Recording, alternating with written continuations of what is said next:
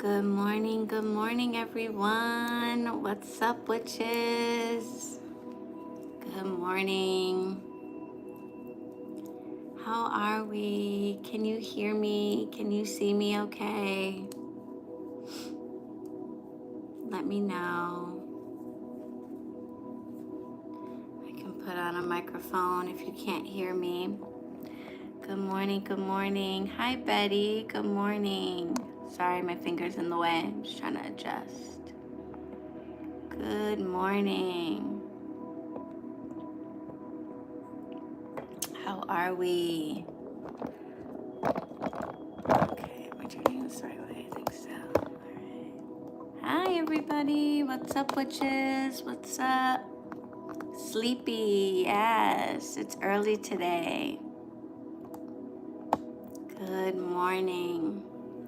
I wanted to try hopping on a little bit earlier. Good morning, Cambria. Wanted to hop on a little earlier so that I could come on before heading over to HQ. Wait, where's the camera? Over there. Are you guys over there? I wanted to come on before heading over to HQ in the morning. I felt like that was a little bit more accurate to like how tea and tarot actually happen in my life, because I pull cards usually in the morning while I'm having, my morning prayers and my morning, it's not really tea. I drink mud water in the morning usually. So it's kind of like chai tea. So yeah, I thought it might be nice to actually just do that all together, instead of, kind of recreating it later in the morning. So hopefully it's not too early for you guys. Funny story, I am in the middle of some spell work, and when that happens, typically that means I'm up later than usual. I bartended for 15 years, and I was usually coming home right around now. This is usually when I would be getting home from work. Bars closed in New York at 4, and I was a manager for many of those years. So I was usually at the bar till 6 or 7, and then of course you got to go out for drinks and diner breakfast. And so by the time I would get home, it would be around now. Good morning, Val. And nowadays, it's the total opposite. I do everything I can to be in bed by about 11 every night, no matter what, whether HQ's open the next day or what. I'm showering by like 9. I'm getting in bed by like 11. And when I'm doing spell work, that changes because I usually have to stay up a little later. Depends on the work, but typically I'm up a little bit later. So I was up late for the last 2 nights, one more night to go on this particular spell, and I'm a little bit tired. So good morning, Leslyn. I'm pretty proud of myself for being here right now. I tend to my altars when I do spell work overnight, partially for safety and partially for the energy of the spell.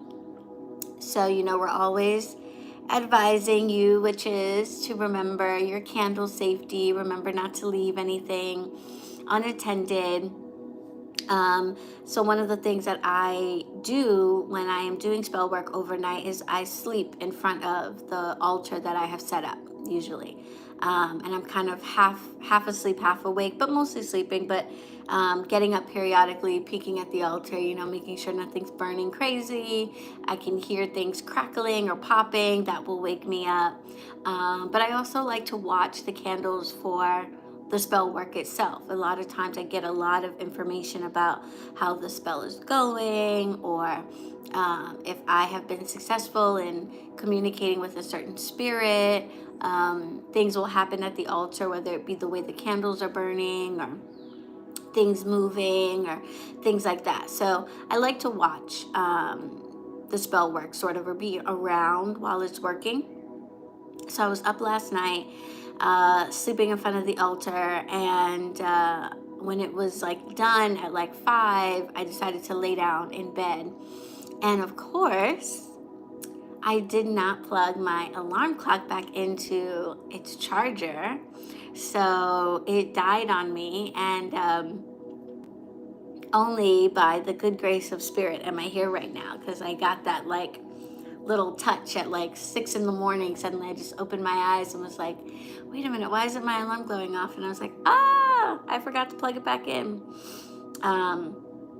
So yeah, so that was kind of like a jump start to the morning, but I made it. So I'm glad all of you guys are here too, and you made it as well. I think this is an important thing that we do for ourselves, checking in regularly and checking in on the moon phases to see how things are going, see how we're going, and to see how this energy can be useful to us, or heads up about what might happen and things like that. So I hope you have good enough lighting. Do you guys see this whack in the middle of my head? Do you see that? I bent down too fast in the dark at HQ and knocked my head on a corner of the utility tables that I use for like storing and packing stuff. They're made out of metal and wood. And the funny thing is that, so I don't know how many of you are actually casters in the room. Probably not many. But when you cast regularly, you will realize, yeah, I know, thank you. It happened a few days ago. The swelling has gone down a lot. I don't know if you can see, it's still swollen. It was like a knot when it first happened. Good morning, Sabrina. But I've been icing it every night, and it's been going down, so it's a lot less puffy. Small noggin now, yeah. Right on my third eye. Yeah, I was going to talk about that. So there's a reason why this happened to me. It's not me being klutzy. But the swelling is going down, and it's left quite a mark, which is really interesting, because when I hit my head, it wasn't like it was bleeding or anything like that. So it's kind of funny that the scar has developed right here at my third eye. And yeah, I don't know if it'll stay there, but I've been putting Neosporin on it, so we shall see. But for those of you who don't cast regularly, then you might not know this, but when you cast spells, you are moving energy. And I like to think of it as throwing stones into like a very still, clear pond, like a small little pond. And some people refer to this as karma, or, what have you, threefold law or whatever. But when you throw a stone into the pond, and you change what's happening in the pond, there is, first of all, a ripple effect from the stone that you throw. And the ripple effect goes out throughout the whole pond. So even though after a while you can't really see the ripples anymore, on a seismic level, on a very, like cellular level, that ripple is continuing out to the entire pond. So when you do spell work, even though you're manipulating energy in one spot, it has a ripple effect on all of existence.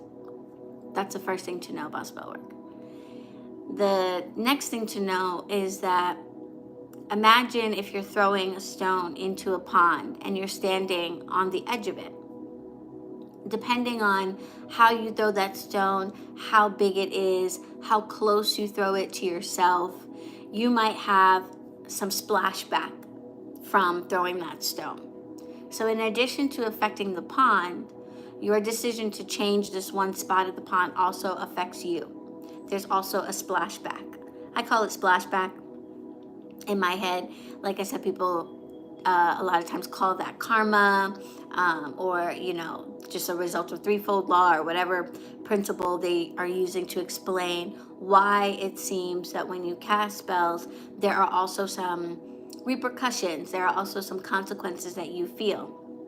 And that's not to say that those repercussions are good or bad. There's no moral judgment on the repercussions. It's just that you threw a stone into a pond and some of it splashed back.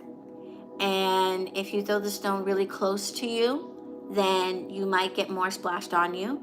If you throw a really big rock as opposed to something small and gentle, you might get more splashback on you than if you throw something small.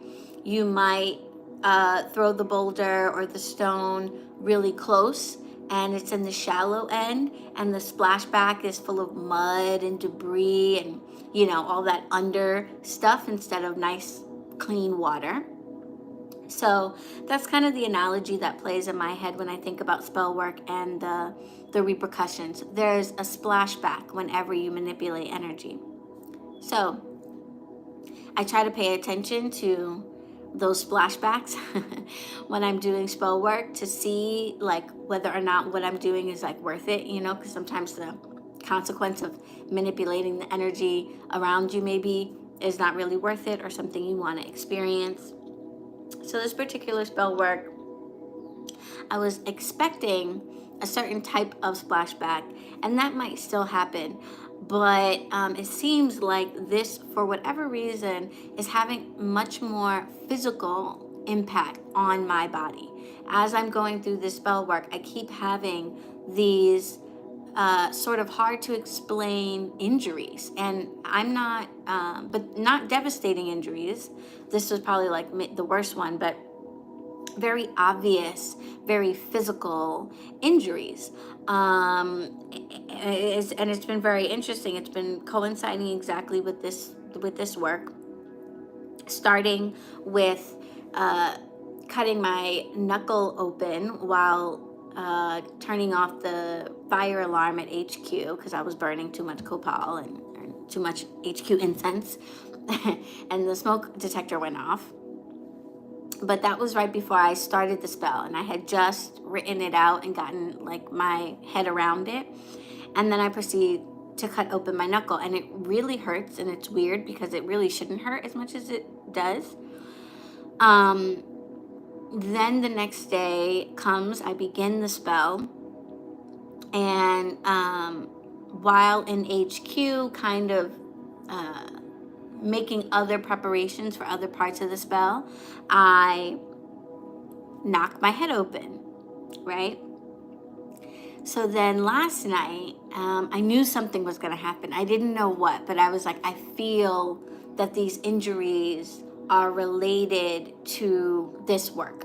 And if I keep doing this work, I'm going to keep getting these injuries and I just don't know what. And then I had a premonition of it happening. And I saw myself getting scratched by my cat. I think in my head, I knew it was going to be my cat. And I didn't know where or how or whatever. I just sort of felt it, you know, the particular ancestors that I was calling on last night. And it just, I don't know, I just felt it. So weird. I'm laying on the couch in front of the altar, a blanket over me, sleeping, you know, half watching my spell, half sleeping or whatever. And I feel my cat come up onto the couch. And she never does this. Like, she sleeps with me all the time and stuff.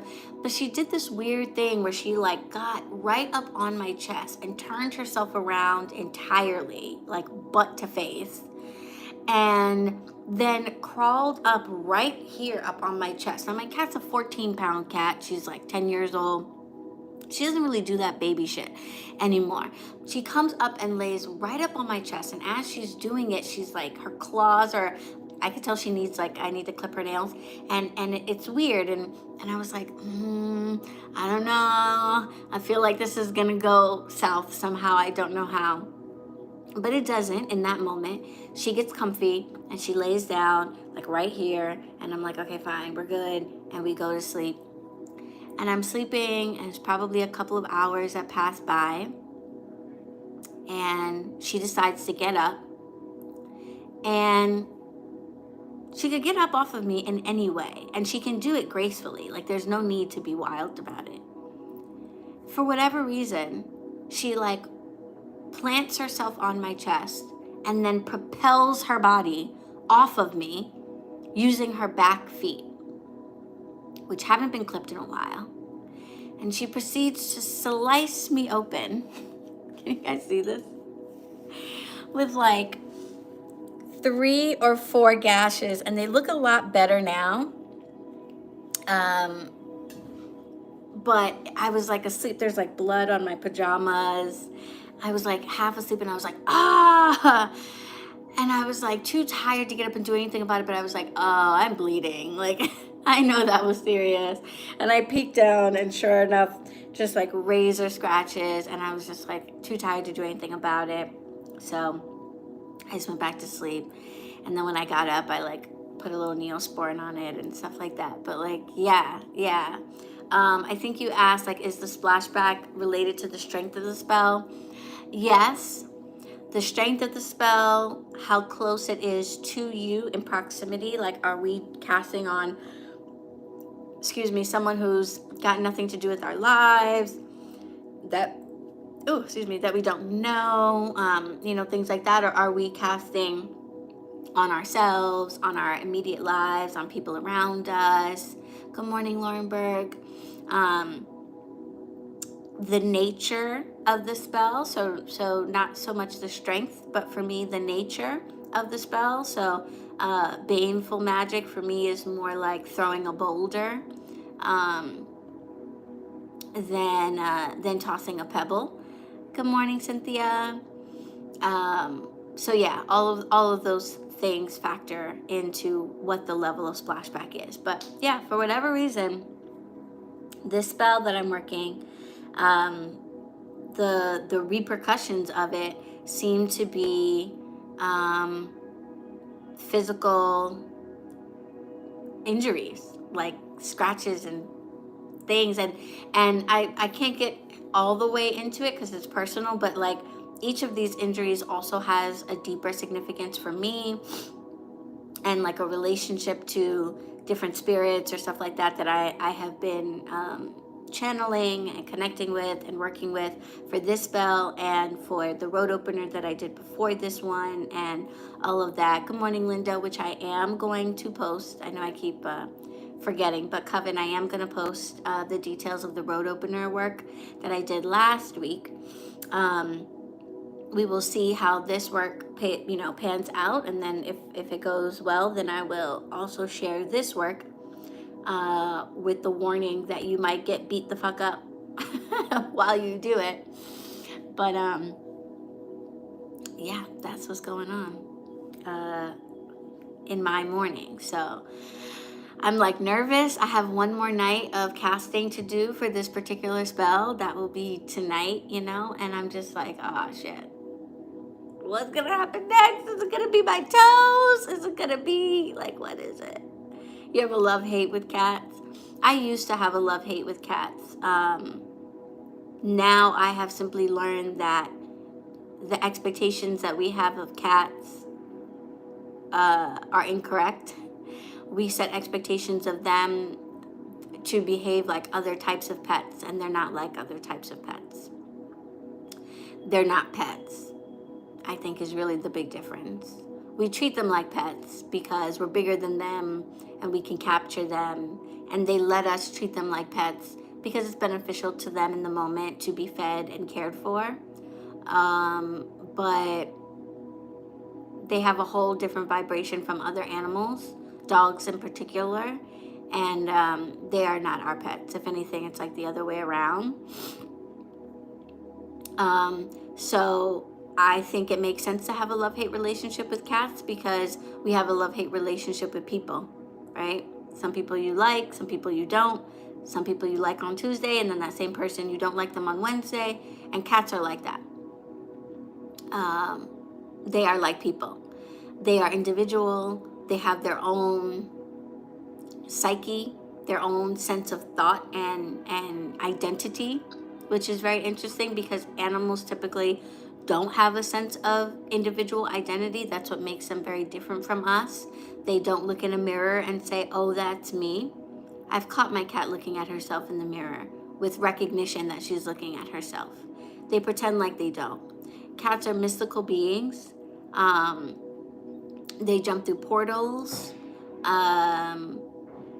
They telecommunicate.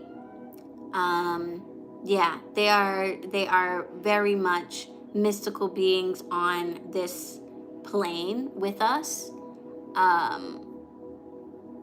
So yeah, sometimes you love them, sometimes you hate them, because on any given day, maybe they're in a mood, maybe they're not, maybe they're wanting to cuddle, maybe they don't want to see you for 3 days. And because they're so unpredictable, because they have their own motivations, it's not as easy to just expect their behavior and train their behavior and get what you want out of them. It's very much the same type of negotiation you have with a person. You don't always get what you want out of them.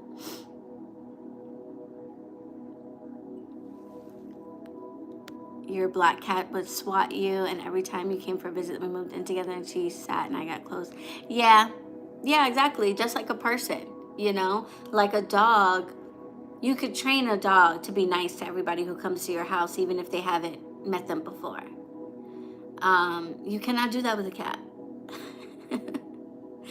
Just like a human person, a cat is going to evaluate each person as they come in. And they're going to take their time in getting to know them. They're going to draw their own conclusions about them, and they're going to treat them accordingly. And the best that you can do is to try to cultivate a relationship with the cat in the hopes that it will come around to tolerating you. Just like if you moved in with new roommates that didn't have a say in you moving in. At first they'd be like, maybe not so hot about you being there. And then after a while, if you treat them good, then you guys might be able to get along. So they're very much just like people in that sense. But anyway, this is not about cats. Just to say, cat fucked me up. I don't know if she will be the messenger for whatever happens to me next, but it'll be interesting to see. I'll definitely keep you guys posted. Pray for me. Pray for me. Let's pray that it is minimal. It's the last day of the spell, so who knows? Hi, Butterfly Magic. Yeah. It's been a while. Good morning. Good morning. So I hope you guys enjoy getting together in the morning. I am home, so I don't have my usual setup. So I'm going to be pulling from the cards that I actually use to read myself in the mornings or at night and stuff like that. And before I get into that, though, I did want to make a few announcements, give you guys some heads up about stuff while I have you here. I'm going to be making some posts on my Instagram about the scammers. I want to pin some informational posts to the top of my page to help you guys out, but maybe really just to help me out, because it kind of seems like no matter how many times I tell people that messaging me about scammers is not helpful, people continue to do it, and it's getting really annoying. But I also know that I have the ability to control my own annoyance, and the only reason why oh, thank you for that prayer. Yeah, thank you so much. The only reason why I'm annoyed is because I actually respond when people message me, which is something I need to stop, basically, is what it comes down to. I've said a million times, I don't know what's going on with Instagram. They obviously don't give a shit about the scammer situation. I've heard that the problem is now on other platforms that I'm not on and stuff like that. So I know it's not just an Instagram issue, but I know it's particularly bad there. And I really feel for you guys. I'm really sorry that fake pages are following you. I get followed by, 5 to 10 fake pages every day of different people, not my own fake pages, but of different people. And it's annoying to go through your list and see, 10 people followed me. Oh wait, 5 of them are fake pages. No, Val, I will never be messaging you on Instagram, honey. And I've posted about this extensively. I don't know if you're being sarcastic. But yeah, no readers, no practitioners are messaging you on Instagram. We are not contacting you. I can't speak for other people, but at this point, you guys are, my people, and you need to understand about me that I am a professional. Okay, I do this for a living.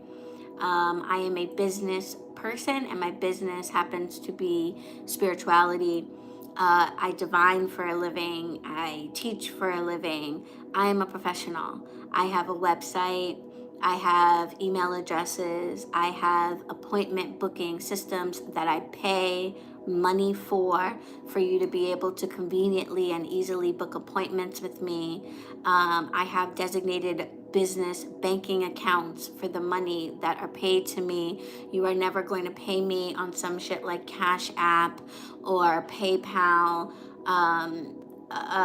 like, what is it, the like PayPal Me, where you just like send money or whatever. WhatsApp. I don't even do WhatsApp. Like, I am a professional. Okay, I have a website, and that is the way to book me. And no, I'm not.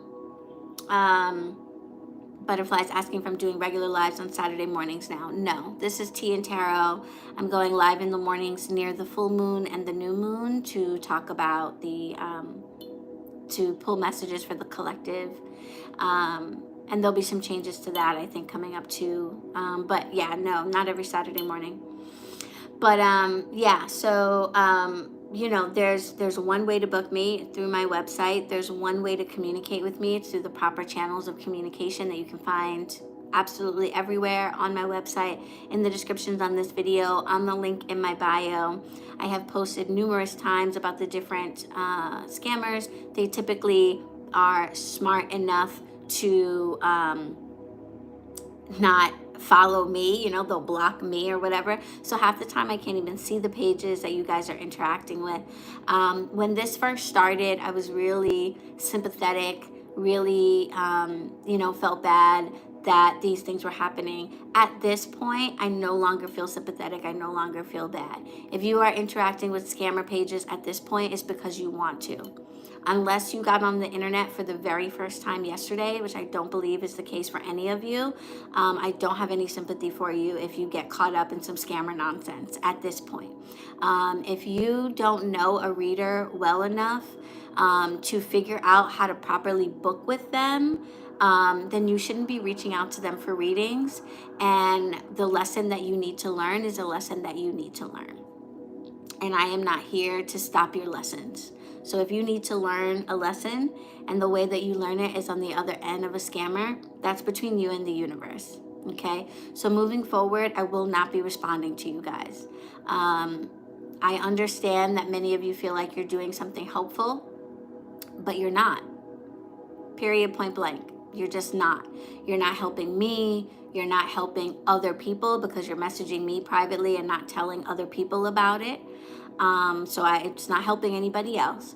You're not helping me because I'm not doing anything about it. I'm not chasing down BronxWitch _1010. I'm not chasing that page down to go report and block it. If I see it, I will, but I'm not doing anything else because Instagram has repeatedly told me that they are not taking those pages down. So I report and block for my own sanity so that they are not bothering me. I suggest that you do the same. And if you message me about scammers, you're just going to get radio silence at this point. For a long time, I have been responding with, thank you so much for letting me know. Please look at my previous posts about messaging me. And then usually somebody would respond with some snarky response. Oh, I was just trying to help you out. I was just letting you know. I don't have time for that shit anymore. I don't know what some of you think you're doing, but you're not helping. So moving forward, I won't be responding, but I am going to put up some posts on my Instagram with some helpful information. There are some pages out there that are trying to monitor the situation, like Scammer Alert page. They try to repost whenever they find out about scammer pages that you can follow. If you do care, if you do feel like Captain Save a Scammer and you want to help people, don't message the creator who's being scammed. That's not helping. You can repost about it. You can tell your friends. You can let people know, hey, I follow this person. Don't get scammed. They only have one page. You can do all that stuff. So I will be posting ways in which you can actually help, because messaging me definitely is not one of the ways. So there's that. I do encourage all of you, if you're not already on the mailing list, to get on the mailing list. I have concerns about Instagram and the way they tend to just like block people out of their pages or delete them, especially when they put up a lot of scam posts and stuff, because I don't know if the algorithm says, this person's doing scam stuff or whatever. I don't know what happens, but there's always the chance that my pages could get blocked or shut down or whatever. And if that happened, would you know what my new page was, or would you know how to find me or anything like that? So I encourage you to get on the mailing list, and to follow both of my Instagram pages at BronxWitch and at BronxWitch HQ, which is the shop page. So if something happens to BronxWitch, I'll hop on the shop page and let you guys know, and vice versa. I encourage you to do that. Signing up for the mailing list is great as well, because it's a way for me to let you know all the things that are going on in case you don't see all the posts, because algorithm nonsense. There's a lot going on in BronxWitch world for the rest of the year, really, that I want to make sure all of you guys know about. First of all, I'm teaching a fire cider making workshop. I'm so excited. It's fire cider season. My personal batches are already marinating and getting ready. You'll actually get to taste my personal batch if you come to the in-person workshop. I am doing this workshop in person and online. I wanted as many people as possible to be able to experience it, because I'm a big believer in fire cider, but I'm also a big believer in making your own. Okay, and no offense to anyone who makes fire cider for sale. Do you? You might want to buy fire cider because maybe you just don't feel like making it. But if you are witches, if you like working with herbs, if you like making your own medicine, if you feel empowered by using the energy of what this earth produces in order to heal yourself or prevent sickness, then you might find a lot of witchy happiness from making your own medicine. And fire cider is one of the easiest herbal medicines that you can make. If you've never made a tincture, you've never made a balm, you've never made anything more complicated than a tea, fire cider is great. There's a really good chance that if you cook, you already have everything you need in your fridge and in your cabinets already. If not, everything is easily obtainable from a supermarket. So it's really easy to make, but it's nice to have some guidance and to learn more about each of the herbs, their medicinal properties, their magical properties, because you can really freestyle with fire cider as well, as long as you understand the basis of the science and the medicine. So the workshop's going to be in person at HQ. You're going to make your own batch, so everyone's going to get their own jars. You're going to have onions and garlic and rosemary and jalapenos and horseradish and ginger and turmeric, and everything's going to be all laid out for us in a beautiful buffet. And each person, we're going to all get to make our own. We're going to learn about every single ingredient. We're going to talk about the science. We're going to talk about the medicine. We're going to talk about the magic. You're going to get a printed handout with pictures and details and recipes. And then you get to take your fire cider home with you, and you'll have your own medicine. And if you're not local and can't participate in person, then you can tune in via Zoom, because I am going to live stream the class, so you can follow along. And if you live stream the class, you will get a PDF of the printout emailed to you, and you will get a replay of the class as well. So if you can't tune in at exactly that time, as long as you've registered and paid for it, you will get a copy, a link to rewatch everything. So you might want to check that out. And I made a pineapple fire cider video on here last year that you can check out as well if you just have no idea what fire cider even is or what I'm talking about and you would like to brush up. It is going to be on Thursday, October 27th from 5 to 7 p.m. All right. Yes, please join the Zoom. Yes. And Laurenburg, if you're not able to come be in person, it will be on Zoom.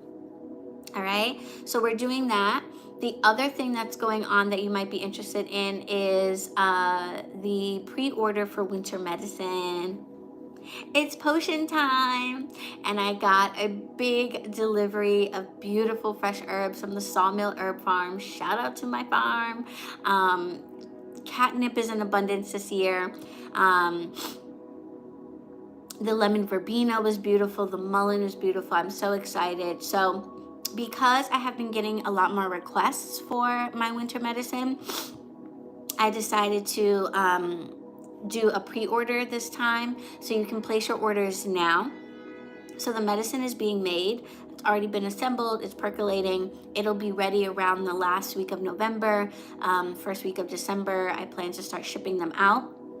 The first two that are going to be available is going to be my lung tonic potion and my cold and cough potions. I want to make sure we're ready for cold season. So fire tonic is going to help you prevent colds, and cold and cough potion will help you to get rid of the mucus, calm down any coughing and cold symptoms if you do get sick. So the pre-order is already available in my shop on the website, so you can go ahead and place your orders now to make sure that it doesn't run out. There will only be 24 bottles of each made for this particular batch, and I know lung tonic in particular is very, very popular. Is there a max per order? No. I didn't set a max. You can order as much as you'd like.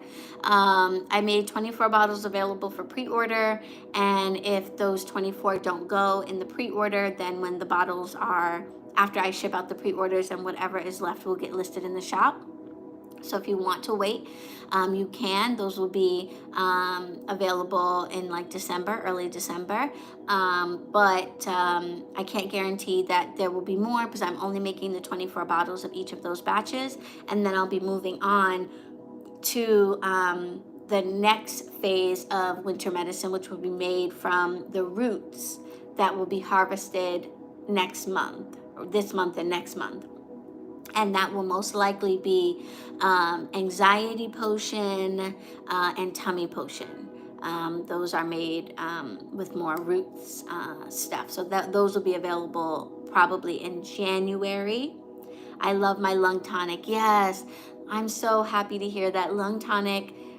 People have really been responding to it well. I have a customer who has COPD, which is a chronic pulmonary issue. She says the lung tonic has been helping her to breathe deeply, to get through some of that like dry, raspy feeling. So I know she's gonna want to pre-order. So yeah, so because I've been hearing a lot about it, I was like, you know what? Let me do a pre-order before the batches are even ready, so people are locked in and they know that they have it. Yeah, and then that'll also let me know if I need to maybe make more. Because I can place another order for those herbs. I still have another couple weeks. It's getting cold fast, but if the pre-order goes really, really quickly, then I will order more herbs. I will get them in most likely next week. I'll be able to put another batch in, and that'll be ready probably mid-December. But yeah, get in on this first round. If you already know that lung tonic works for you, I wouldn't want you guys to miss out on it. Let's see what else. I'm going to be looking for an apprentice. Yes, I know, Betty. Maybe we can work something out separately. We'll have to talk about it. The cost and the expense of shipping out of the country is just too much. It's just not feasible for me right now. It adds a lot of extra layers to my shipping. I am thinking about switching over to UPS and FedEx instead of USPS, because USPS has been, as you know, just a pain in the butt.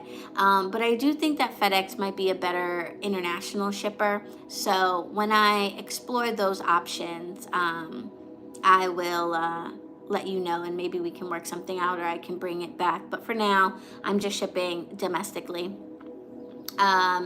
But I'm really happy to hear that the lung tonic worked well for you. So I will we'll try to make it happen for you. Okay. I also am going to be looking for an apprentice for you guys. You use UPS for your international shipping. Yeah, I'm looking into those other alternatives because, yeah, international with USPS is not cool. That's a good point. Maybe I could just do international with UPS and FedEx and not have to switch everything over. That might be something to consider. I'll look into that, Betty. Maybe I can get up on FedEx. I am going to be looking for an apprentice at the shop. That's another thing that you're going to find out if you're on my mailing list. I think it's time. I could use an extra set of hands in the shop. We have some events and things going on this fall that I'm really excited about. We have some events going on in the neighborhood that I would like HQ to have a presence in. And we are not yet at the point where we are able to hire anyone. We're not at the point where we're able to hire me. I work for free. So I am looking for someone who is interested in volunteering a few hours every week for some help in the shop. In exchange for some one-on-one mentorship. That mentorship can be tailored to what you need, but I feel most comfortable offering mentorship in the areas of tarot, herbal medicine, and herbal creations like teas, incense, tinctures, etc., and in spiritual business. So if you are someone who is trying to get your spiritual business off the ground and you're having trouble, you feel like you need some guidance, you don't know if you need an LLC or how to pay your taxes or things like that, then working with me in the shop might be really helpful. You'll be able to see a lot of that stuff happening first, in real time. You'll see me talking to CPAs and business attorneys and things like that. Weed tincture. Is there I'm not sure what your question is there, Val. Can you flesh that out for me? Can you make weed tinctures? Yes, you can, if that's the question. Do I make them for the shop? Currently, no. But you can, and that might change in the future. But yeah, so I'm going to be looking for an apprentice in the shop through the winter months. And this could turn into employment if things work well, we get along well, and the shop grows as a result of the help that you give me, then this could turn into an actual job at the shop. But for now, it would be a volunteer apprenticeship in exchange for mentorship and things like that. So I'm putting together the application process, and we'll probably start talking about that in the next couple of weeks. So that's another thing that you're going to want to be on the mailing list for, so you know about. And Samhain is coming up, obviously, big day for the witches. I don't know about you guys, but the Ancestral downloads have been just pouring in this month. Now, I don't necessarily subscribe to the idea that that the veil is thin right now. I equate this to being very similar to the Mercury retrograde thing, where I believe that so many people put their energy and attention into a thought form that thought form really takes on its own, its own entity, its own energy. And so I think that's the case around Samhain. The mediums that I have talked to, people I know who talk to the dead like for a living, have all confirmed for me that nothing's really different for spirit at this time of year. It's really us. We're different this time of year. We are looking for spirit communication. We are pulling out the Ouija boards. We are thinking about our ancestors when maybe all throughout the year we haven't, which if that's the case, get it together. But maybe this is the only time of the year that you really think about them, and so they're present in our minds, and the little everyday things that they are already doing all the time just become a lot more obvious to us. That's my theory. either way, it doesn't really matter. All I know is this month it has been heavy ancestral downloads, like really, really clear messages and pictures, really clear understanding of which ancestors those messages are coming from, and messages that are specifically for me, but that I think also have relevance to the community. So this Halloween falls on a Monday. HQ is closed, so I won't be at the shop. I am doing some witchy events, but they're happening on the weekend before. So I think I'm going to have a quiet Halloween. I typically do a small dumb supper with my husband, so I'm probably going to do that this year. And I was thinking of maybe coming live for some ancestral readings, because I just feel like the messages are really coming through strongly. And this might be an opportunity for me to share with you guys direct messages. So usually when I come on here, I'm doing messages for the collective. They're readings of the energy and of the moon phases that apply to all of us. But if you guys would be interested, I might come on for a few hours and let you guys, do like a super chat, super thanks, or, some type of thing where you give a donation, and then I will actually pull cards and deliver messages specifically for each of you from direct ancestors that you're looking to reach out to. This is something that's kind of new for me, doing this for other people, but I feel like I'm being pulled to offer this. So if you guys are interested, then be on the lookout for that. It will be different from this. There will be some type of pay feature for this, because that feels appropriate for the amount of energy that I'll be putting into it to pull specific messages for you guys. So yeah, so be on the lookout for that. And then that brings me into kind of my final announcement point. I've been going on forever, so thank you guys. I do have to open the shop, but we're good on time. The shop opens at 11, so we're good. I have time to get dressed, get over there, open up. I wanted to kind of like share something with you guys and just like be very open and honest about how I'm feeling, because I feel like the whole point of this is to have community and to have like an open exchange with folks. And I have been making content now on the YouTube platform for a few years now. I actually, YouTube put up a thing that said, "Oh, happy birthday, it's your page's birthday." So I think October 1st, 2019 is when I started the BronxWitch YouTube channel. So 3 years, lots of videos I've made over the years, even more than what you see, because periodically I go back over the live tarot readings and I delete them. Like the live collective readings from 2020, I just clear them out of the way because they kind of take up space. They're not really relevant anymore. So I will delete stuff. So I've made twice as many videos as are currently on the page, but I think that there are, over 100 and something videos on this page. Lots and lots of free content, and lots of free readings. And as my time is getting pulled,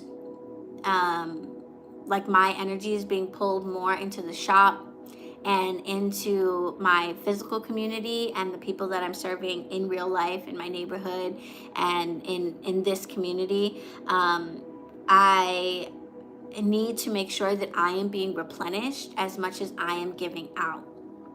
And that has not really been happening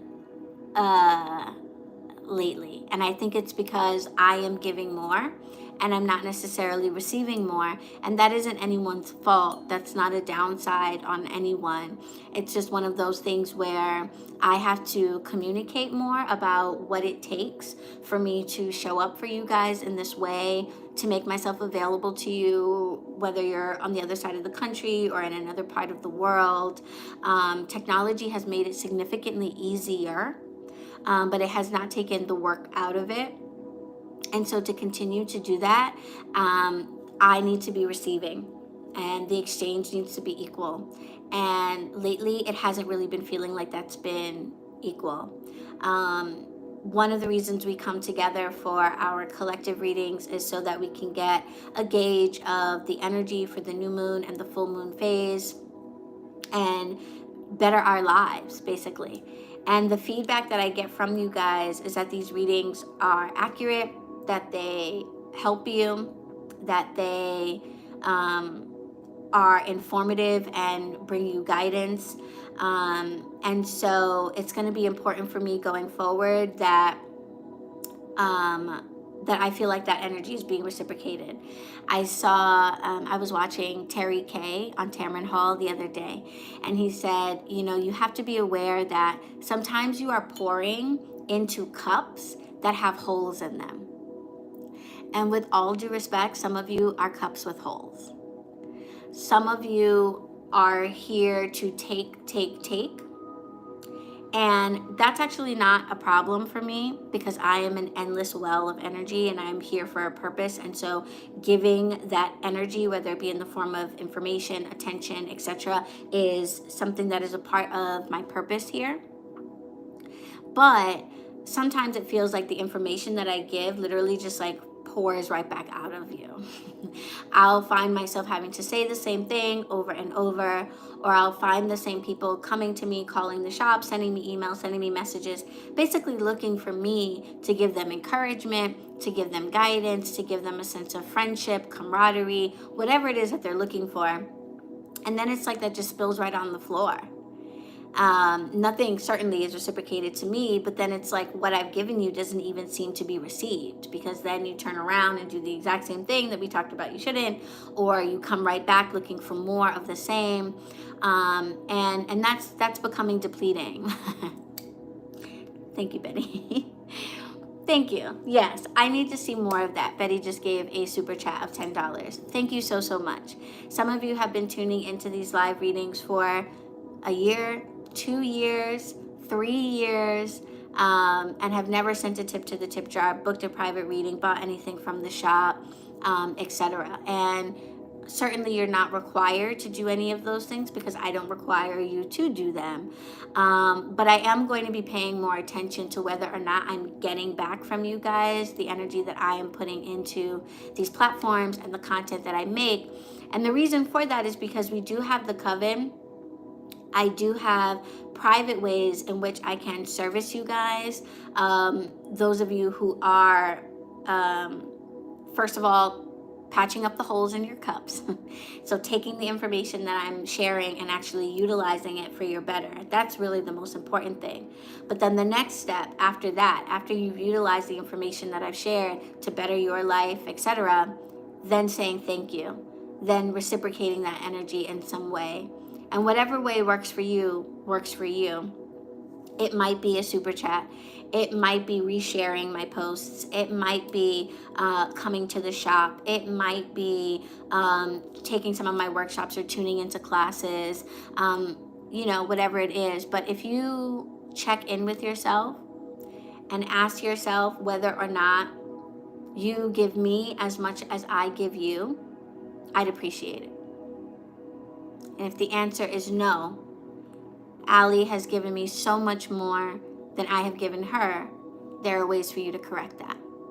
Betty just showed you one. Super chat is a great way. I think YouTube now has a thing called super thanks, which is cool. So if you watch a video, I don't think it has to be a live. If you watch a video of mine and it's informative and it teaches you something or it resonates with you, you can actually tip me for the video. You can do a super thanks and basically say thank you for the video with a monetary exchange. My tip jar is linked in the description box on my Instagram page. I have a shop, different services that you can enjoy, etc. But I would like all of you to start doing that, asking yourself whether or not you give as much to me as I give to you. And we're certainly not like in a competition. And it's certainly not the case that you have to like try to reach some certain level of recompense. But I do want to be surrounded by the type of people who at least ask themselves that question. I want to be surrounded and I want to serve the types of people who think about those types of things. Have I ever said thank you for all the readings that she's given me? Have I ever even sent a message just to let her know how accurate that last reading was, or how one of her videos totally taught me something that I didn't know, or even just that I appreciate having a person of color talking about these topics online. I get a lot of comments from you guys about how you're looking for witches of color and you're so happy that you found me. If that's the case, then let's ensure that I continue to make content, that I'm able to be here and be a presence on YouTube, because I don't have to be, and I certainly want to be, but the exchange needs to be equal. So that's what I ask of you guys, to just ask yourself that question with me and with everybody. Anybody that you feel like you are going to for something, ask yourself, do I say thank you? Do I have holes? Am I taking this information and just throwing it by the wayside, or am I actually appreciating it? Because remember, that is the thing that I want more than anything, is for you to actually take any knowledge that I share and actually use it. You know, please don't tune into me just because you like to hear somebody talking about witchy stuff or spiritual stuff. This is technology.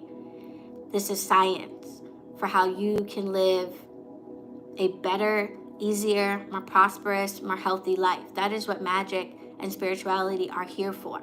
They make our human existence better and easier.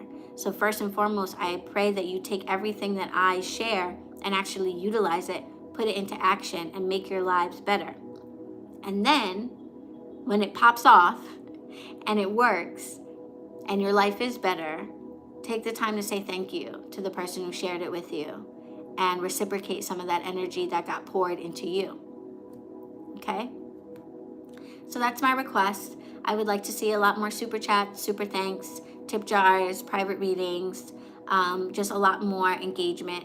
Coven members, to a large extent, I'm not necessarily addressing you guys because we have our own kind of insulated community dynamic where we are definitely exchanging with each other. First of all, being a part of the coven, there's a monthly membership, so there's that exchange. But then you guys are the ones that show up more than anything else, and I love you and appreciate you. There's like 52 of us now.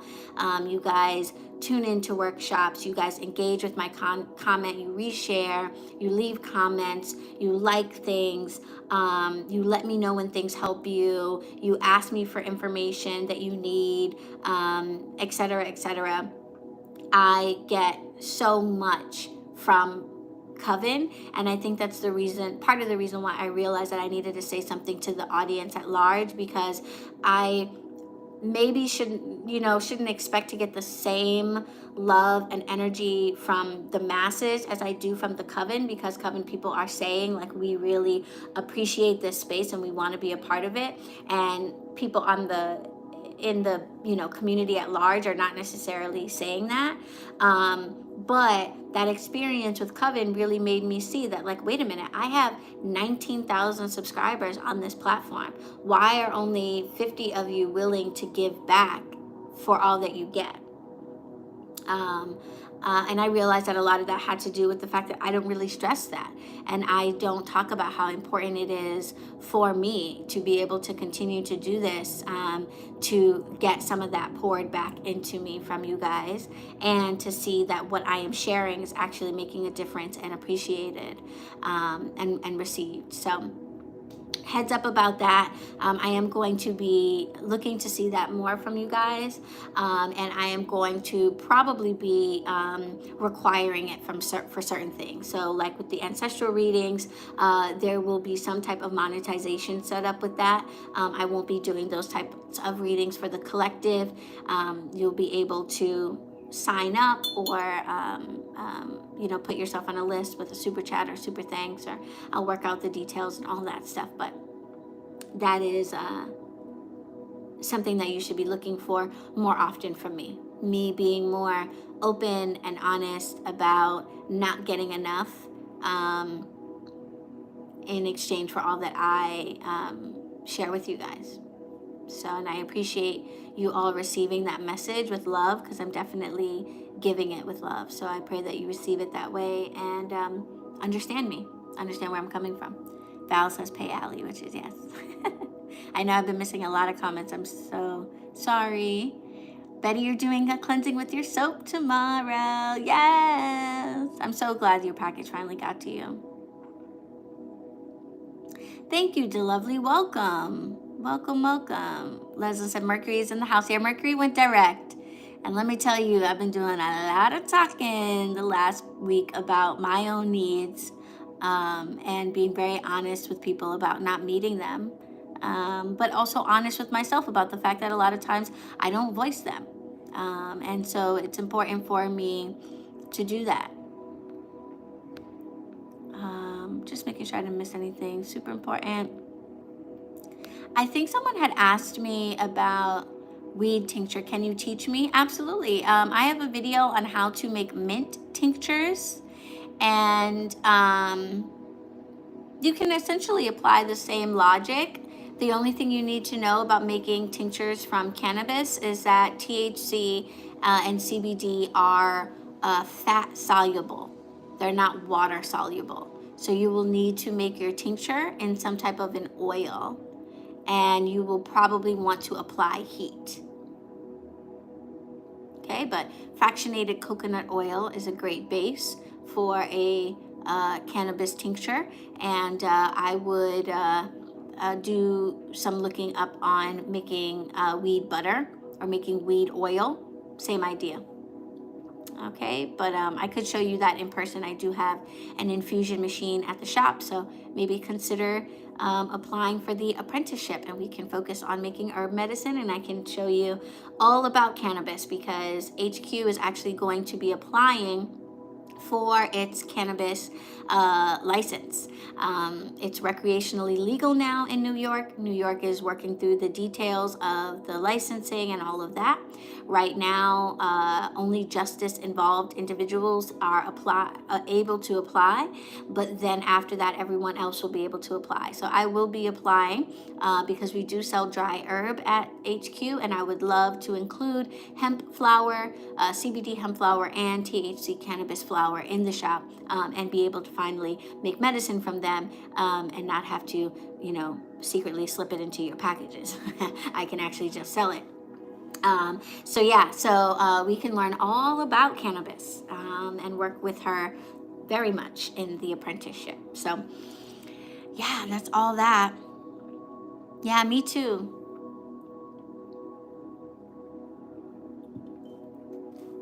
Me too. I think it would be really nice to do that. Weed makes me tingle in the shower. I love that.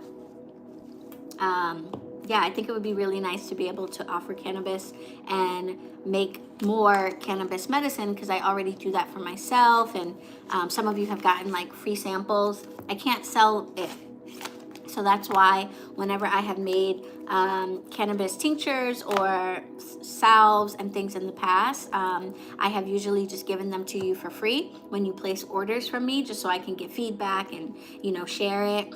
Betty loves your salve. Thank you so much. I'm so glad you love it. I have like a half a thing of mine left, and it's looking at me like, are you gonna make more? And I'm like, yes, I'm gonna make more. I will. So yeah, I think that's all the announcements. All right, so let's start getting into the reading. We are doing this reading like gold. Yay! Thank you. I'm so glad you love it. I love it too. For that to be I'm really proud of it, because that was my first official batch. Like, I had made, smaller little tubs of stuff for myself, but that was my first time like having like 12, containers, and like having on my gloves and doing everything start to finish and recording my recipes and stuff like that. So that was really cool. So I'm really glad that you guys enjoyed that.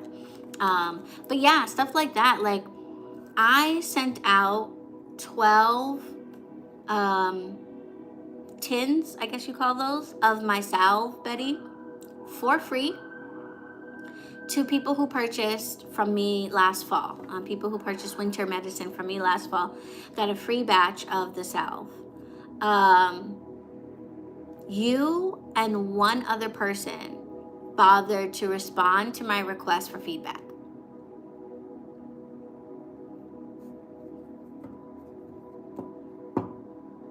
You and one other person let me know how much they enjoy the salve. Do the other 10 people absolutely hate it? I don't know. Have they never used it? I don't know. But to buy the tins and all of the supplies, spend 3 hours infusing oils, and then 24 hours making salve batches, and hours designing new labels, because I wasn't going to send y'all stuff that looked like, who shot ya. Like, I try to send you things that are quality. They are packaged. They had labels. They tell you ingredients and percentages and warnings and, all that stuff, like all that research that goes into it when I make medicine, to make sure that you are safe and that it's not going to irritate your skin, that it's not going to upset your stomach. Like, a lot of the things that I make, I test on myself. I once made a tea batch for you guys that you will never experience because I put feverfew in it. It was supposed to be a cold prevention tea, and I put feverfew in it, and I didn't realize that feverfew can cause really bad indigestion. So I'm over here sipping my sample tea, and all of a sudden my stomach starts feeling weird, and I feel like I have heartburn. I literally put my body on the line to make sure that what I'm sending you guys is right. So feverfew came out of that was the not today Satan tea. Feverfew came out of that recipe because it didn't sit well with me. So much goes into every single thing that I provide, and I do it from my heart, and I genuinely, from a loving space, wanted all of these people to experience this medicine, and I'm still very grateful that they did, and I trust that they are enjoying it. I trust that they're having good experiences, but it's just not okay with me to put that much out there and have not receive anything back. But like I said, sometimes you got to tell people. It would be nice if people just knew that, like, hey, love and energy went into this. Let me give some love and energy back, even if that just means a quick comment on a post being like, I love myself. It would be nice if people just did that, if we all thought about each other that way, but we don't. And so knowing that about this world, it's important that I set my own boundaries and let you guys know what I expect when I give these things out. I expect you to receive it and appreciate it and use it, first of all. So please stop telling me how you bought something 6 months ago and still haven't used it. This shit drives me crazy. Why did I make it? Use it. And then let me know how it goes. And say thank you somehow, That's what I expect. That's what I want.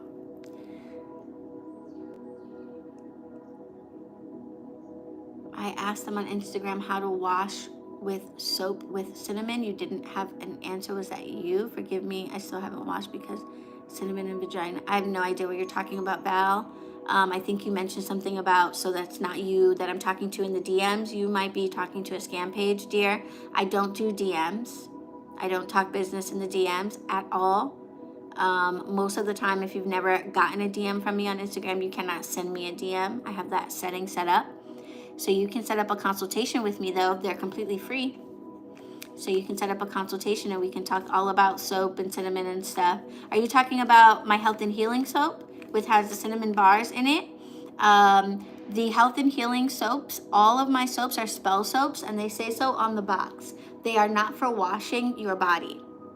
So they should not be coming into contact with your vagina or any other parts. You should be washing yourself with your own soaps, and then you should be using the soap in a ritual shower afterwards. And the instructions for that are on the back of the soap box. So yeah, you should not have any issue with the cinnamon in your vagina, because the cinnamon in that soap should not be coming anywhere near your vagina. Also, each of my soap orders comes with a free mesh soap saver bag that you can put your soap into, that will help keep all of the flowers and botanicals and stuff that are in the soap on the soap. So I would definitely use the mesh bag that, will keep the soap from being directly on your skin if you have concerns about that.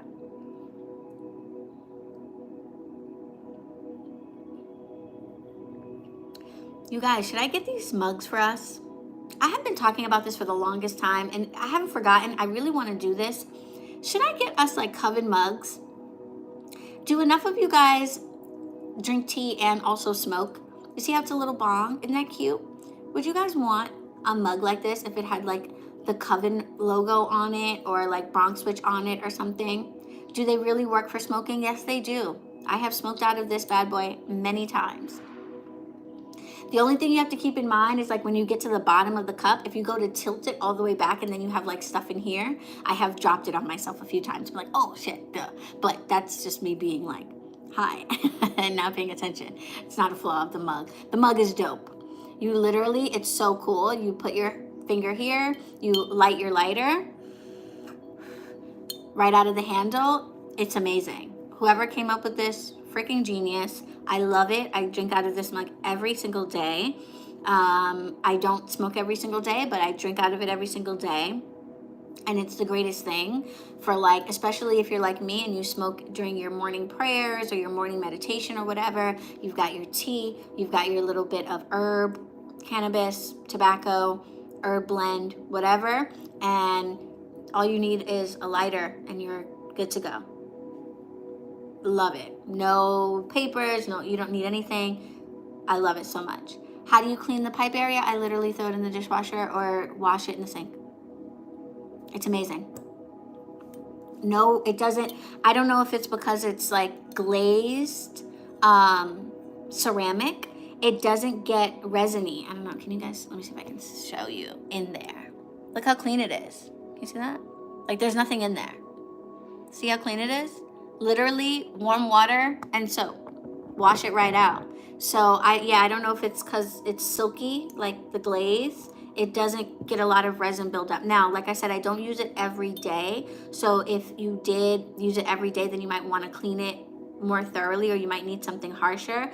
In the shop, I sell these pipe cleaning kits because you know I sell crystal pipes for smoking out of. So the crystal pipes also sometimes get resiny and need a cleaning. So I sell these little spoolie cleaner, like pipe cleaner thingies, along with filters. So if you had one of those, that would totally be good enough and I haven't had to use that yet. Soap and water. Soap and water. So yeah, so I'm gonna look into it. Because I could get these now. I could get these now that say high tea, but I do kind of want to get ones that are like custom. So that's a little bit more complicated, but maybe I just get these for now. I'm gonna look into it, okay? Infused honey and tea is awesome. Absolutely. Cambria, love your teas and I will definitely use it daily. Yes, thank you, Cambria. I would use it medicinally all day and it looks fresh. Yes, I love it. Oh, I think somebody just joined the coven. Welcome. Was that you, Delovey? Did you just join? Hi, Jeremy. Yes, so you're so welcome. Thank you. And thank you for saying thank you. Thank you for saying thank you. Yeah, infused honey is the way to go. I like your shirt, Eartha Kitt. Giving Eartha Kitt vibes, yeah.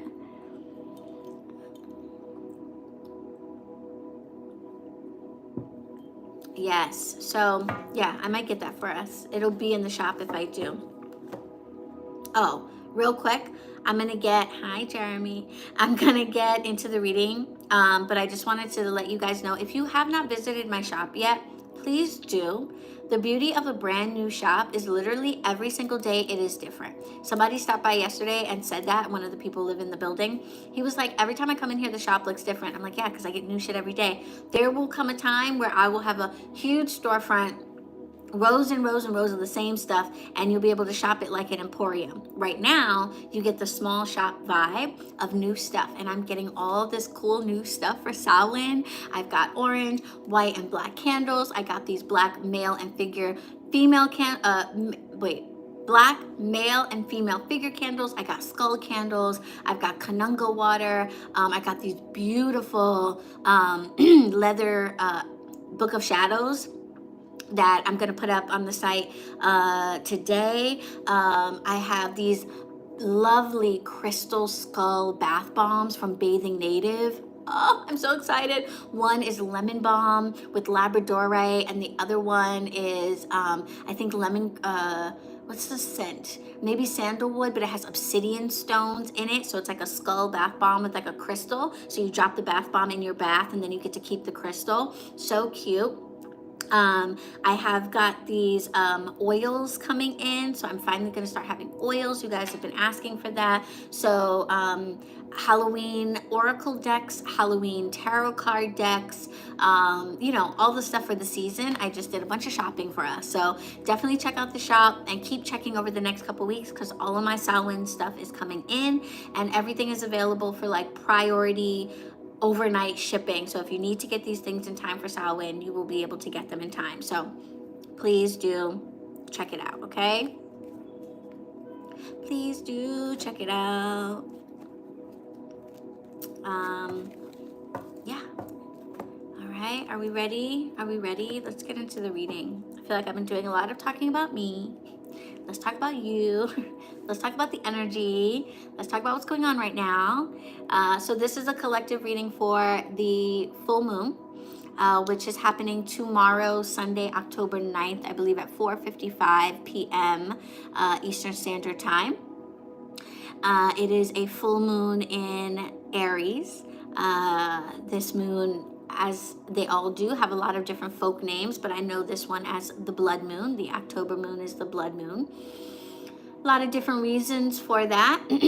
But the moon in Aries, Aries is ruled by Mars, relates to the energies of war, of action, of fire, of virility, vitality, of passion, of sex even. Aries energy is very fiery, very aggressive, and with the moon being full in Aries, the energy around it is very much related to taking your projects by the horns and really taking action and getting them done.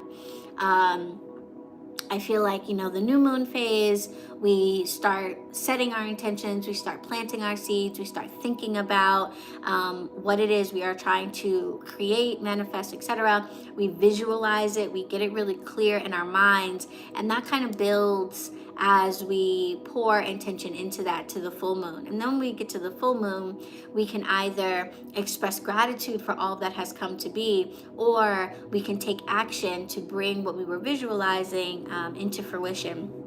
And so if you have some projects that you have maybe been procrastinating on, or that you haven't been taking super seriously, now would be the time. This is a really good energy for taking lots of assertive, clear action in the direction of whatever it is you want to do. So if you've been feeling kind of lethargic the last couple weeks, I know I have, where I've felt like I just feel so behind, and like I have all these things piling up that I want to do, but not necessarily really getting them done. I feel that shifting for me. And now I'm like, well, you guys know I respond to the moon phases I'm very sensitive to them. So already for the last couple of days, and this spell that I was talking about at the beginning of the live is related to that, taking action and making things happen, has very much been the energy for this whole weekend for me. So if you're not already feeling that, you might start to feel that as the moon becomes full between now and tomorrow. And if you are feeling that, you might be thinking to yourself, what do I do with it? Use it to your benefit. These shifts in the energy around us, we are not victims to. Knowing that they're happening means that you can take the reins and use it to your advantage. So if you know that there's a possibility that over the next couple of days you might have an extra burst of energy. I tend to not be able to sleep during the full moon. I tend to be up a lot later. So that's why I scheduled these 3 days of spell work, because I knew that I would be up laying in bed like this anyway, because that's what happens to me every full moon. So I might as well use that to my advantage, channel Aries energy, put it into some action, and make some changes and things like that. So that's how you can use the energy to your benefit. And if you're not feeling it, you're not feeling like you're getting that increased energy, you're not feeling that Aries energy where you want to take action even though you have something in mind that you know could use your energy and attention, then we do what's called channeling. And I have a video on here called Drawing Down the Moon, and it is a video about a ritual. It's a Wiccan ritual. Other pagans do it as well, but it's a Wiccan ritual from my perspective, and it is a ritual that I do every full moon that involves channeling the energy of the goddess, channeling divine feminine energy into my space. You can do this into your space, into a vessel of water, or you can do it directly into your body if you are comfortable with allowing spirit to come into your physical body. You don't have to do that. But for those of you who like to get intimate with the spirits, you might want to channel a particular goddess into your actual body, or you might just want to channel that energy into your space to utilize it and to help to feel that energy in a real way. So if you're like, oh, full moon Aries energy, I don't feel that way, but I would like to draw down the moon. Cast a circle, present your water, light your candle, and draw down the moon.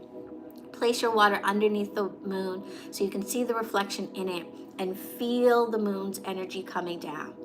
The moon is in Aries, so she is going to be coming down with that fire, with that war energy, with that, Durga, mother energy, ready to fight type of energy. And if that's what you need right now, and you're having trouble just feeling it because maybe you're not as sensitive to the moon phases as I am or others might be, then drawing down the moon is going to allow you to actually pull that energy into your own space or into your body so that you can feel it too and use it to your benefit.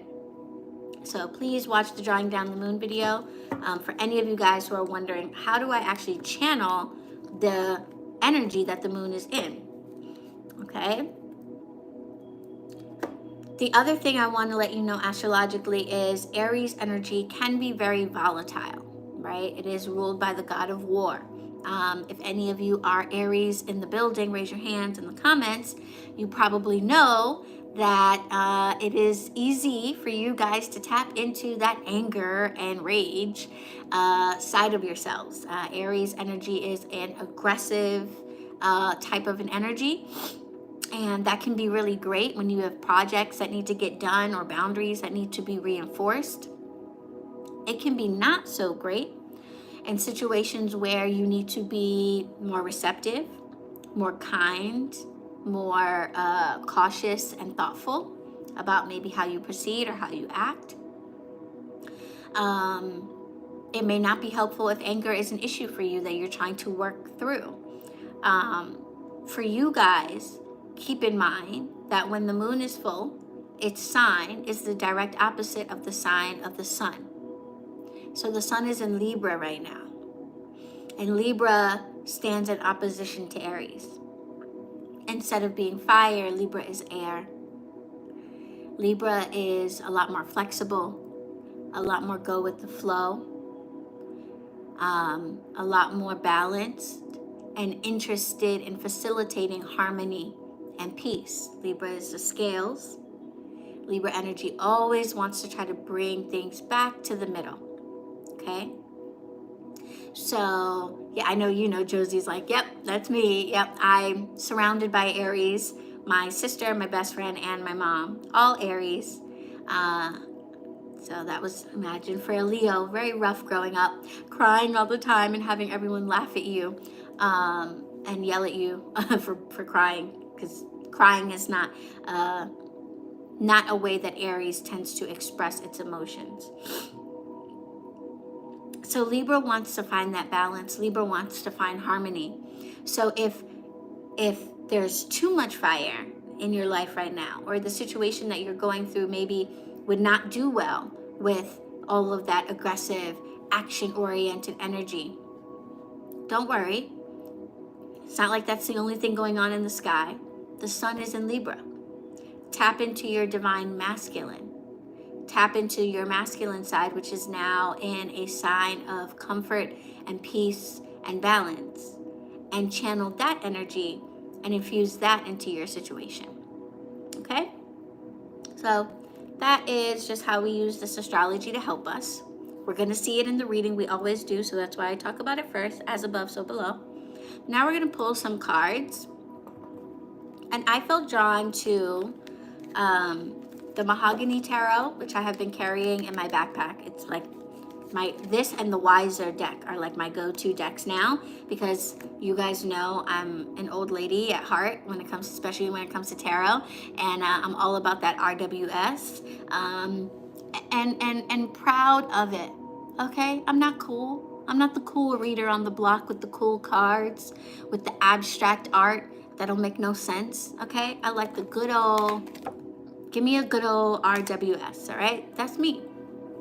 But I do love these RWS decks that have diversity in them now, so that's really cool. So the Mahogany Tarot is what I'll be pulling for tarot, and then I usually pull an oracle message for you guys, and I don't have my Vintage Wisdom Oracle deck, so I reached for this new deck of cards. Well, the deck is old as hell, as you can see. Nothing new about it. New for me. At our last tea and tarot party, we did a tarot swap, and one of our resident tarot reader, I guess I'll call her Mika, brought a bunch of her old decks to give away, and I looked through them all. I have enough decks. You guys know I'm not a deck collector. I only get new decks when I feel like I need them, and all of them were beautiful, but this one stood out to me, and I thought it was so funny because for some reason these kind of like cutesy decks, like the Gypsy Witch fortune telling deck, which I have in the shop, by the way, if you're interested in learning how to read playing cards.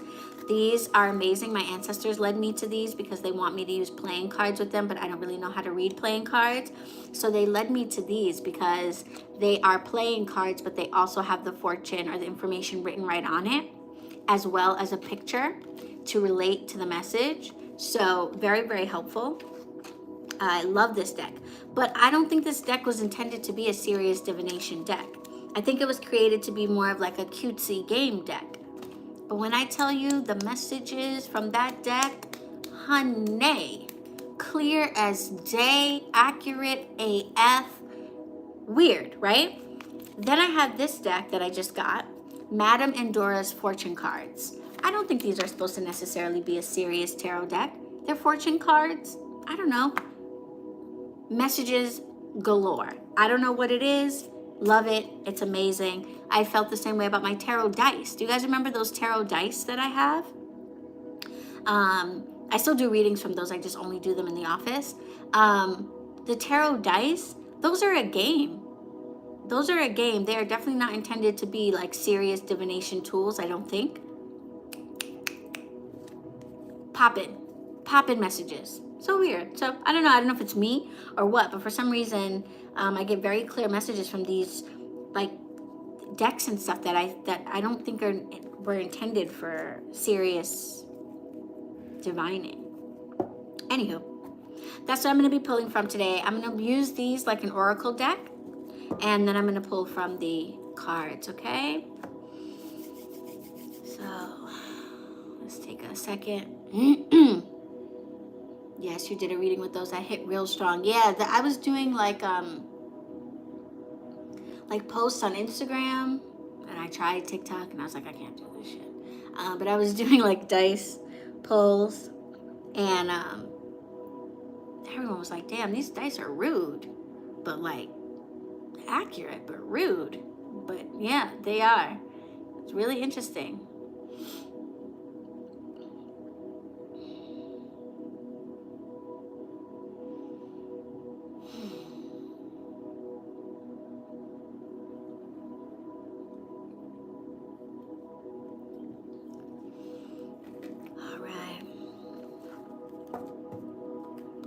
Take a moment, if you will, to call in your guides, guardians, and ancestors. They are already giving you messages as we speak. But that I ask that they send forward the most high vibrational, clear, and guiding messages. Let them speak through this card for each and every person who hears this message.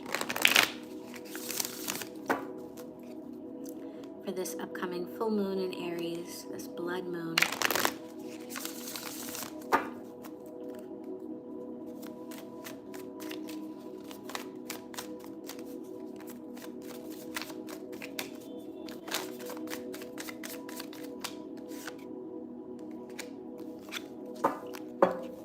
It's funny because I was going to talk about this. The oracle message, I'm going to call this the oracle message, is the Sphinx. Choose your words carefully. Very on point. Very on point for this. This is giving Libra energy, the front part of her. And then the lion, fire, Libra, sun, fire sign, moon in Aries. I see these things. I don't know if you see them. I see these things. So we have the moon in Aries, which we just talked about, might lend itself to a lot of aggressive, angry, agitated energies. You can pull on that energy to get things done, but it's important to be mindful that that might make you feel a bit argumentative. Mercury also went direct last week, and so that throat chakra might be open and ready to go. Moon in Aries and Mercury direct could turn into you saying some things in a way that you don't intend, in a way that is more angry, more volatile, and more forceful than is necessary. Doesn't make it not true, but this is a reminder from Spirit to balance in that Libra energy. Libra is careful about the words that they use. Libra gives thought to what is going to be the most harmonious, balanced way to handle the situation. The feelings that you have are legitimate and valid. You absolutely deserve to speak up for yourself. So this is not a message to keep things to yourself, but it is a reminder that with the moon in Aries, the way you deliver your message might come out a lot more aggressive and angry than is going to be helpful, right? Because I'm not here to judge, okay? I'm not saying don't be aggressive and angry when you communicate your messages to people because it's the right thing to do or it's nice or whatever. I don't care about any of that. Is it going to benefit you to deliver your message in an angry way, or is it going to benefit you to deliver your message in a more balanced and calm way? A lot of times we get more bees with honey than with vinegar, right? Is that the saying? Or is it flies? Bugs. It's easier to get bugs with honey than it is with vinegar. So keep that in mind. The message that you need to deliver, what you need to get off your chest, what you need to express is valid and absolutely should be shared. But choose your words carefully.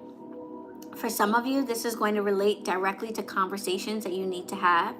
For some, this is more of an abstract message, just reminding you to pay attention to the ways in which you deliver whatever it is you are trying to present. So if there is some project or something that you want to present and your plan is to go about it, just balls to the wall, right in your face, this is it, this is what we're doing, it is what it is. Understand that how you feel is valid, but you might want to communicate that in a different way. It's not about nice or not nice. Choose your words wisely. It's about choosing the approach that is going to get you what you want in the end. Okay? And it may not be by coming at it from an aggressive place. You might need to balance out that aggression with some civility, some compassion, or at least some care and thought about how you present this project, this idea, yourself, etc. What a sexy ass card though. Ain't she fine? This is like a cool tattoo idea. Honestly. I love this. We just finished the 9 nights of Navratri, which in Hindu culture is a time to honor and worship the divine feminine. In particular, the divine feminine as represented by the goddess Durga. And this is very much reminding me of her energy. She's usually depicted riding on a lion or a tiger. She has 8 to 10 hands with different weapons, but she is also very inaccessible. This is also giving me Hecate vibes, okay? So Hecate and Durga are just some of the goddesses. Did it just blink? Are some of the goddesses that you might consider channeling if you are doing a drawing down the moon. These are some of the goddesses you might consider reaching out to and connecting with and feeling within you. Because these are goddesses, both Durga and Hecate are warrior goddesses. But they are also diplomats. In the mythology of Durga, she is able to defeat the demon Mahishasura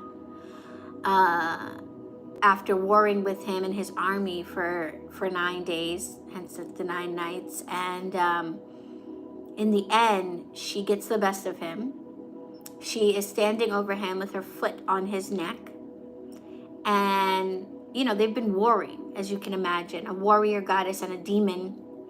This is not like slap fights, you know, this is a war. And Mahishasura looks up at Durga, expecting to see rage, and she's looking down at him with love. And with that love, he's defeated. Hecate, similarly, called on to help free Persephone from Hades. She's got swords, she's got torches, she's got poison, she's got dogs, snakes. She could have gone up in Hades in all kinds of ways. Instead, she reaches out to Helios, she reaches out to Hermes to help negotiate Persephone's freedom. And they come to a mutual agreement that is acceptable to both parties. So you can have a warrior spirit. You can tap into Aries energy and feel that fire, but deliver it in a way that is going to get you what you want in the end better than just going full steam ahead. Durga defeated Mahishasura with love, but she still fought his ass for 9 days, killed all his demons. Bows and arrows, axes, and all the weapons that she was given were used. But a balanced approach in the end is what won. So that's the oracle message. Keep that in mind for this full moon. Very, very, very helpful. Choose your words wisely.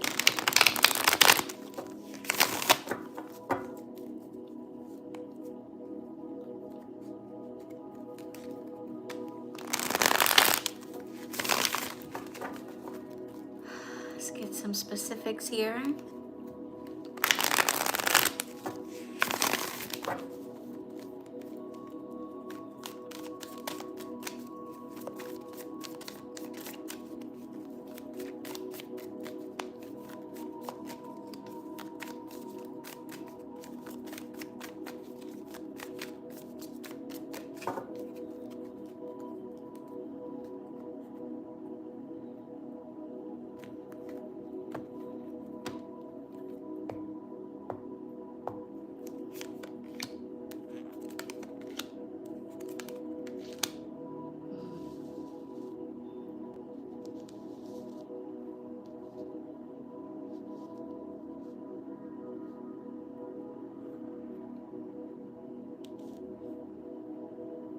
Okay.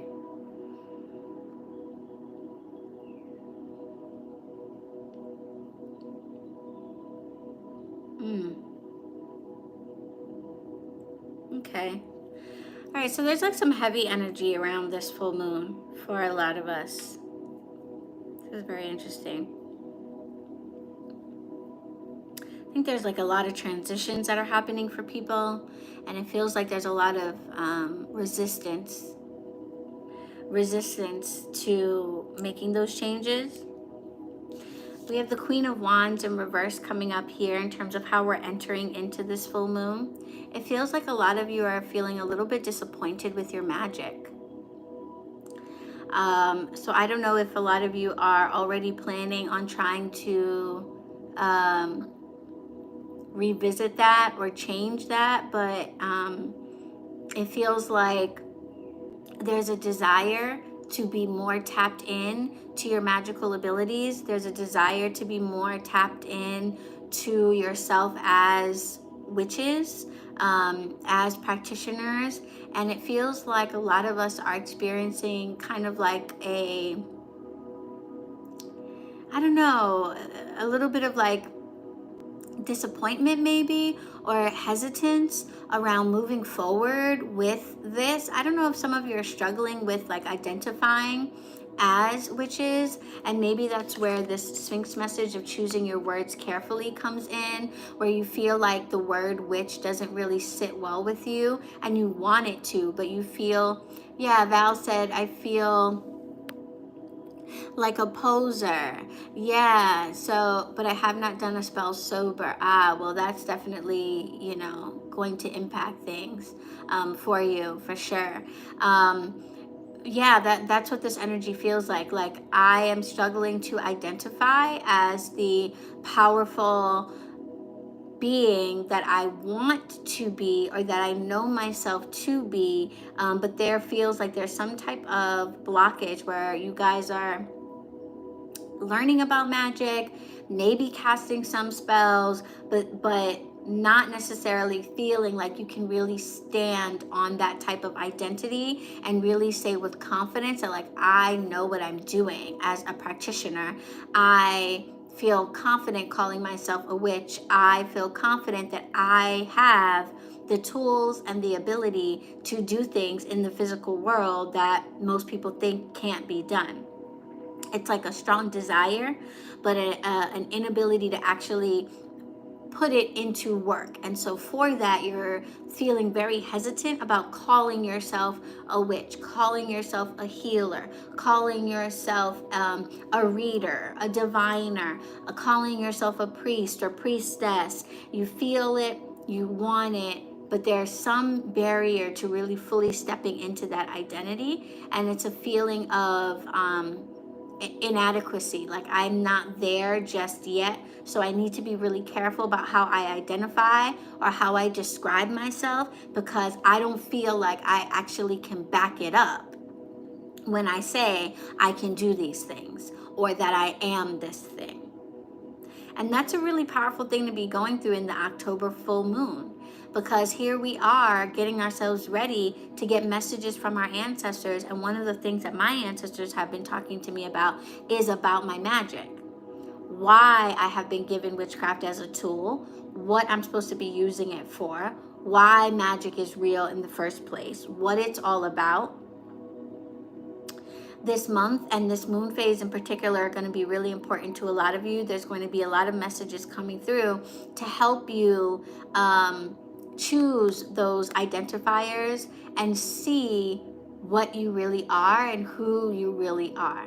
So this confusion that you're feeling, or this like hesitance to identify with a certain community or a certain identification, or this feeling of inadequacy in terms of your magic or your ability to just like create and make things happen, it's a frustrating place to be, but it also feels like you're being set up for something informative. Like there's going to be breakthroughs for that. And right now is just a time of uncertainty, because there's more information that you need to process. Okay, so that's kind of like a theme for the full moon for the collective, which makes a lot of sense to me. As we move through the month, I feel like People are going to be wanting to do more spell work, more divining, more healing, more creating. I think it's so interesting that we celebrate the new year in January, because to me, October is the new year. This is the end of the last year for me. Everything energetically starts to shift around October. And by the time the month is over, November really feels like a new start for me.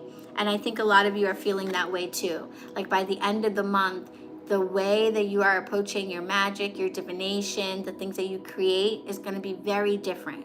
So if you're feeling kind of disappointed right now, then hold on. Don't worry. There's more information that's going to be given to you that's going to help clear this up for you. And by the time we get to the end of the month, it feels like a lot of you are really standing firm in your identity and really standing firm in understanding more about your purpose and your abilities as practitioners. This feels very much like, I mean, I guess it's the community. Most of you probably are into witchcraft in some regard, but it feels very much centered around magic and spirituality. So don't fret.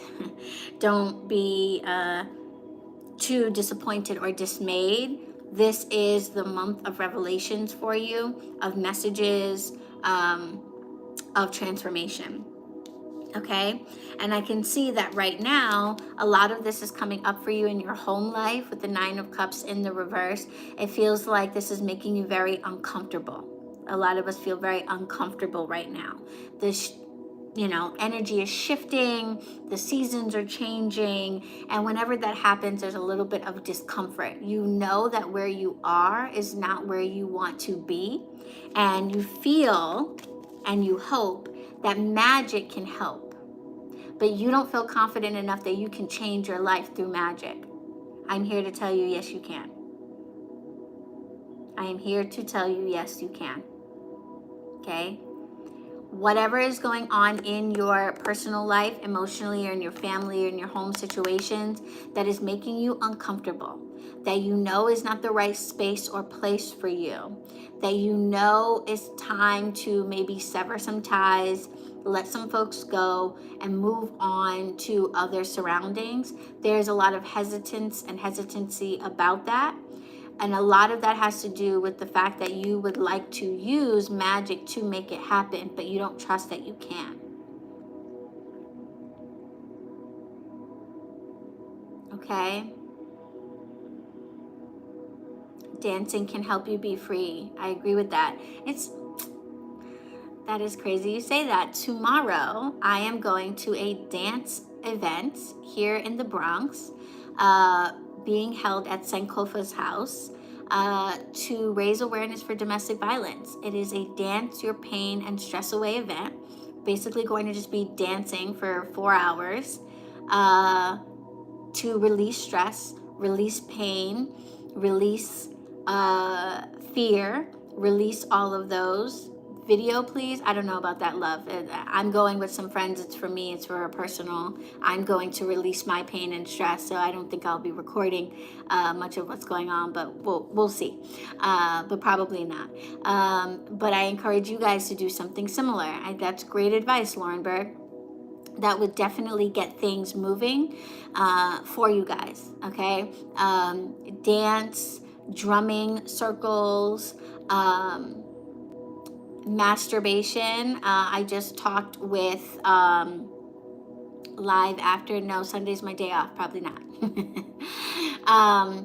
I talked with Sophie St. Thomas, who is the author of Sex Witch. Book just came out, and for a podcast episode that you guys will see in a couple of weeks. And we talked about harnessing energy through masturbation and sex magic. I need a new toy too. And so masturbation might be a way for you to raise that energy.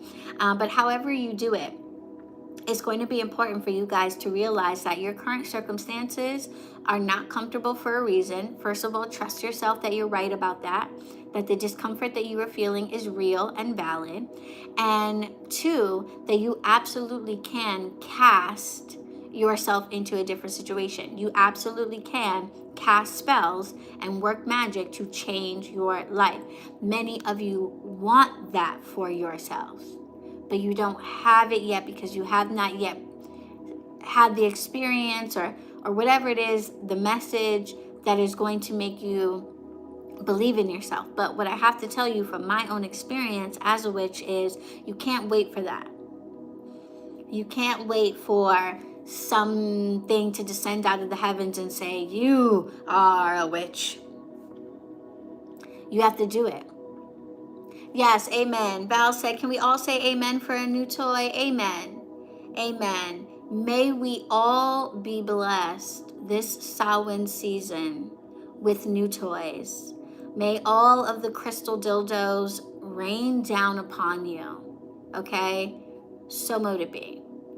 May no witch be toyless in the new year. Hallelujah. Okay, please. Spirit made me give up masturbation for a while. That is why I don't have a toy. Things are changing. What I needed to fast from and give it up from, I have now healed from. So maybe that's what I treat myself with as my New Year's gift. Yes, Key, you came in just at the right time. But yes, and interestingly, the Queen of Wands is very passionate. The Queen of Wands would definitely do sex magic. She has no problem with that, channeling her inner fire, her inner passion. We are in Aries, the full moon in Aries. So here we are seeing this fire sign, this divine feminine showing up. We always see the astrology in the cards, right? That's why we talk about it. Here we are with the full moon in her fiery element. She wants you to feel that fiery element. She wants you to embody that fire element and use it to make change in your own life. So for those of you who are like, I'm a witch, but I don't really feel like I'm a witch. I don't really cast magic. I don't really trust and have faith that I can make shit happen. Aries is the energy of action. Action. So I know a lot of times I tell you guys, don't feel pressure to do rituals and spells and stuff on the full moon. Not this time. Get in your cauldrons, get in your altars, cast. Find a spell for the thing that you want to do and cast it. What is the worst that can happen? It doesn't work. And then what? Then you're right exactly where you're at, right? But if it does, this happens. If it does, this happens. You get to realize that you are a divine being that is capable of working magic in this real life. That's huge.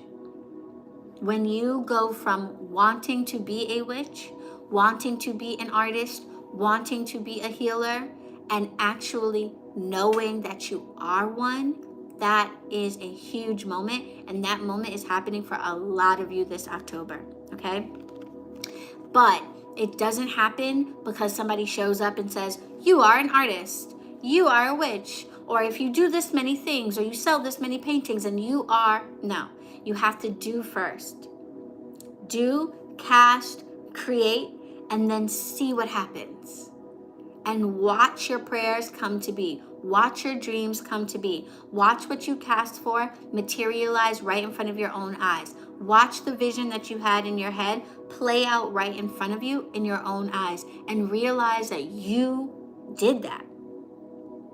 You did that. For those of you who are going to be casting, choose your words wisely.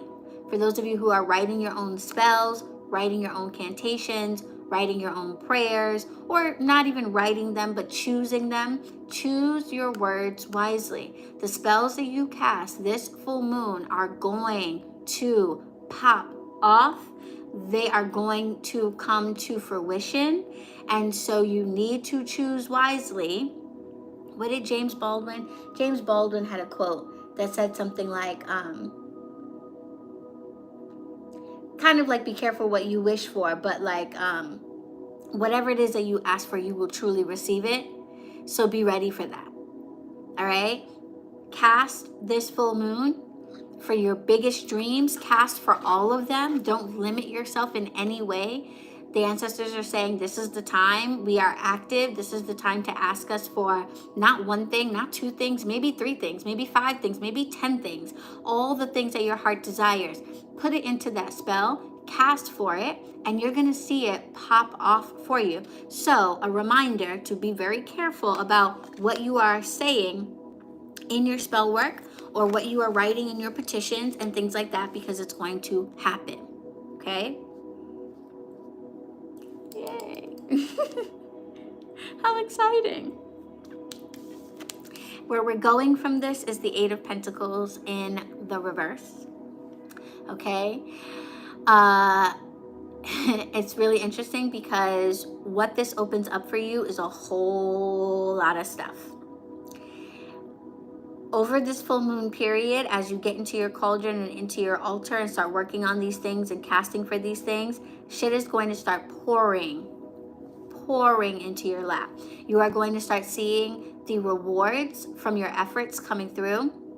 You're going to start seeing your manifestations coming to be, and they're going to be like pop, pop, pop, pop, pop, pop, pop, pop, pop, very quickly. For some of you, this is going to actually, I can't stop snapping my fingers. For some of you, this is going to be money in the bank. Some of you are casting for money, and it's going to be literal money. It's going to be like, I woke up today and there was a $500 check.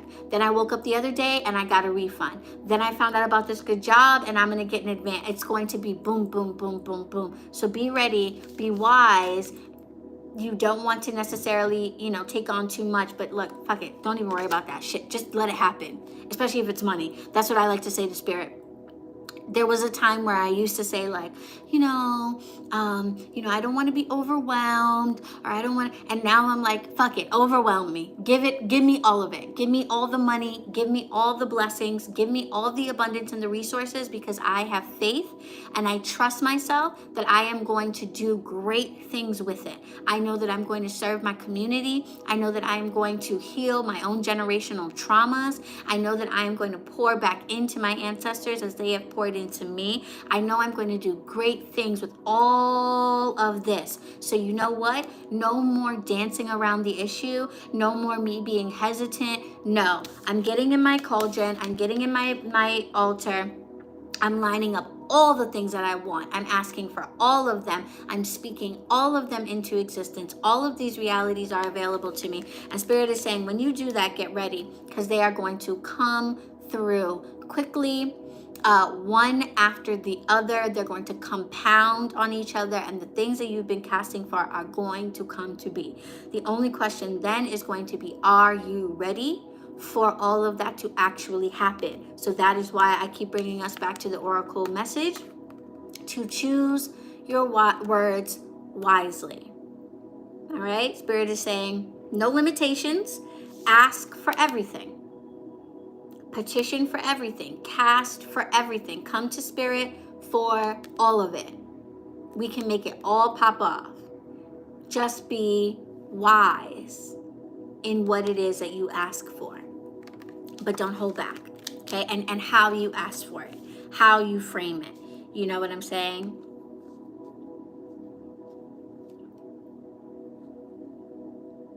Yeah, that's exciting. Get in your cauldrons, guys. Get in your cauldrons this full moon. Get to your altars. Write out those petitions. Get your Bible verses for my hoodoo practitioners. Get your herbs. Collect your resources. And channel in this fiery Aries, action-oriented energy to get things done.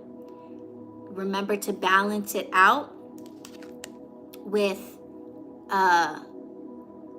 thought and consideration to how you word things, how you ask for them, how you phrase them, how you visualize them, but do not limit yourself.